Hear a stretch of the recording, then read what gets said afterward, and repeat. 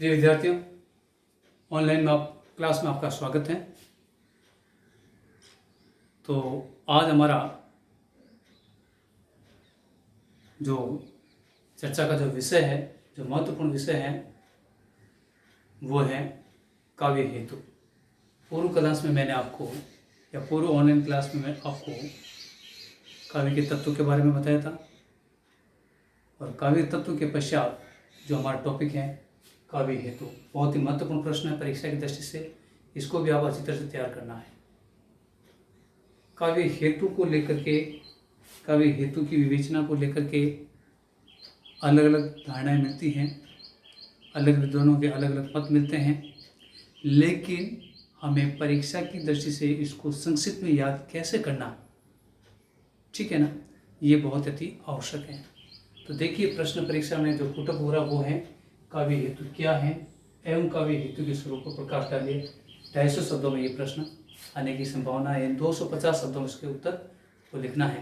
परीक्षा का जो पैटर्न है, आप लोग पूर्व कालांशों में या आपने देख लिया होगा, वो पहले भी बता चुके हैं, ठीक है ना, तो आपको बताने ज़्यादा आवश्यकता नहीं है। और वो पार्टी आपको करने हैं, और में 20 शब्दों या 30 शब्द से ज़्यादा नहीं लिखना है, और वो में 250 शब्दों ज़्यादा नहीं लिखना है, ठीक है ना। वो पार्ट में सिर्फ आपको 3 क्वेश्चन नहीं करना है, ठीक है ना, वो 25-25 नंबर के आएंगे। तो ध्यान देंगे आप लोग कैसे करना। आपको देखिए, काव्य हेतु क्या है, काव्य हेतु के स्वरूप पर प्रकाश डालिए। देखिए, काव्य हेतु, हम सीधा सा टॉपिक पे देखते हैं कि काव्य हेतु का शाब्दिक अर्थ है कारण। हेतु क्या, किस हेतु से आए, इसका कारण क्या। कवि गण लोग जो किसी काव्य का सृजन करते हैं, किसी काव्य को लिखते हैं, तो उसके गर्भ में या उसके मन में उसका मूल कारण क्या, वो काव्य क्यों लिख रहा है। इसलिए जो व्यक्ति काव्य लिखता है उसका मूल कारण क्या, उसी को काव्य हेतु कहा जाता है, ठीक है ना। अब देखिए, काव्य हेतु का शाब्दिक अर्थ है कारण, और कारण किसका, काव्य लिखने का कारण, काव्य क्यों लिखा, उसके पीछे कवि विशेष का या कवि गणों का मूल कारण क्या है, ठीक है ना, उसे काव्य हेतु कहा जाता है। अर्थात काव्य की उत्पत्ति का कारण, काव्य की उत्पत्ति का मूल कारण क्या है। ध्यान देने की बात है, आप लोग बहुत ज्यादा कंफ्यूज हो जाते हैं। काव्य हेतु की जगह काव्य प्रयोजन टीका क्या जाता है। तो यहाँ पर काव्य हेतु प्रश्न अलग है, प्रयोजन अलग है। हेतु का मतलब होता है कारण, प्रयोजन का मतलब होता है उद्देश्य। दोनों में बहुत बड़ा अंतर है, ध्यान देने की बात है, इसलिए इसको बारीकी से आपको इसको समझना है। तो ध्यान दीजिए, काव्य हेतु का शाब्दिक अर्थ है कारण एवं काव्य उत्पत्ति की का कारण इसको माना जाता है। काव्य के मूल अर्थ समझने के पश्चात इसके मूल जो काव्य के जो हेतु हैं, अलग अलग विद्वानों ने अलग अलग हेतु बताए, कारण बताए, लेकिन अध्ययन की दृष्टि से, याद करने की दृष्टि से आपको सिर्फ मूल 3 हेतु ही याद करने हैं। ध्यान दीजिए, अलग अलग विद्वानों अलग अलग प्रतिभा को अलग नाम दिया, व्युत्पत्ति को अलग नाम दिया, अभ्यास को अलग नाम दिया। आप उसके पजड़े में नहीं पढ़ना, सीधा सा है, काव्य के हेतु 3 माने गए हैं, ठीक है ना। सबसे पहला है प्रतिभा, दूसरा है व्युत्पत्ति, और तीसरा है अभ्यास। कोई कहता है काव्य के हेतु, काव्य उत्पत्ति का मूल कारण प्रतिभा है, तो कोई कहता है काव्य उत्पत्ति का मूल कारण व्युत्पत्ति है, और तो कोई व्यक्ति कहता है काव्य उत्पत्ति का मूल कारण वो है अभ्यास है, ठीक है ना। खैर, जो भी है, आपको उसका विस्तार से कैसे लिखना है इतना सा लिख दिया आपने। इसको थोड़ी सी परिभाषा, थोड़ा सा उसके बारे में थोड़ी सी हल्की सी परिभाषा विद्वानों में ना बता देना है, ठीक है ना, क्योंकि अपना मैं आपको शॉर्ट में समझा रहा हूँ यहाँ पर, ठीक है ना। तो ध्यान देंगे आप लोग, सबसे पहला हमारा काव्य हेतु जो पहला हेतु माना जाता है वो है प्रतिभा, ठीक है। ये काव्य हेतु का पहला मूल हेतु कहा जाता है।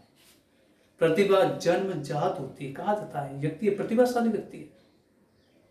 कहा हमारे लोक व्यवहार में ये प्रचलित है कि बच्चा जब पालने में झूलता है तो उसके पालने में पैर देख करके भी पता चला दिया जाता है कि इस बच्चे का जीवन में क्या महत्व है, ठीक है ना।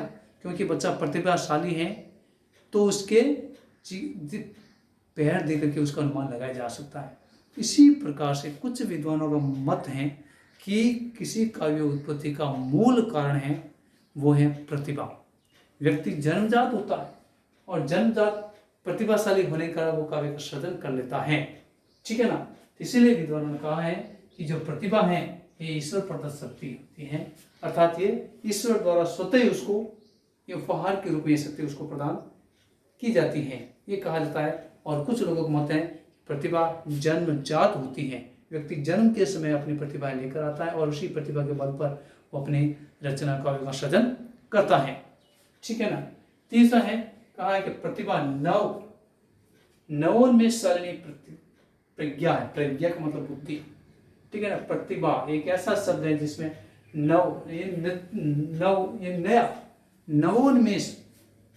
नवोन्मेषशालिनी नई नई बातें कहने का एक तरीका है, वो है क्या है, प्रज्ञा है, बुद्धि है।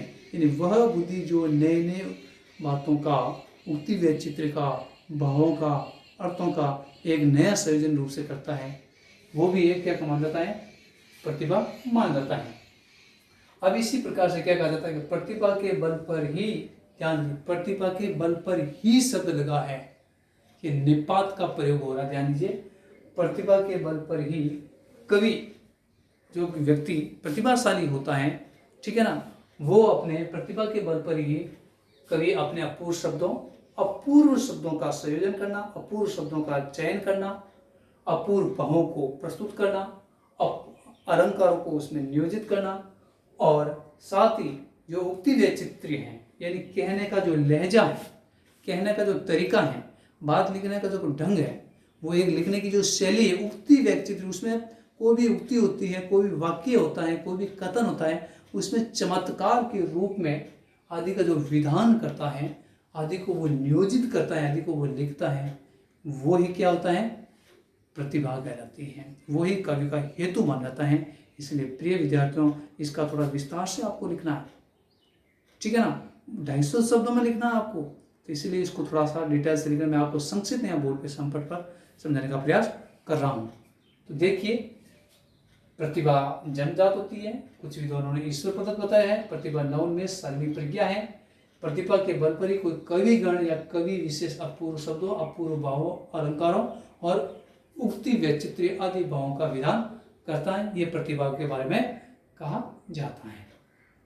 काव्य हेतु का दूसरा जो पायदान है, काव्य हेतु का जो दूसरा हेतु है, और वो है व्युत्पत्ति। व्युत्पत्ति यानी उत्पत्ति नहीं, कैसे व्युत्पत्ति क्या नाम। कुछ विद्वान कहते हैं कि वास्तव में जो प्रतिभाशाली व्यक्ति होता है वो काव्य का सृजन कर लेता है, बहुत अच्छी बात है। कुछ विद्वान ये कहते हैं कि कुछ व्यक्ति ऐसे होते हैं, कवि गण ऐसे होते हैं जो शास्त्रों का अध्ययन करते हैं, गहन चिंतन करते हैं।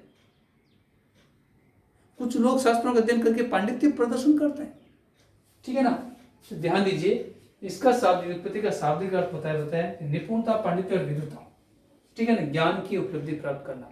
यानी जो व्यक्ति शास्त्रों का निरंतर अध्ययन करके ज्ञान प्राप्त करता है, लोक व्यवहार में घूमता है, लोक व्यवहार के अनुसार ज्ञान का अन्वेषण करता है, अनुशीलन करता है, सूक्ष्म चिंतन करता है,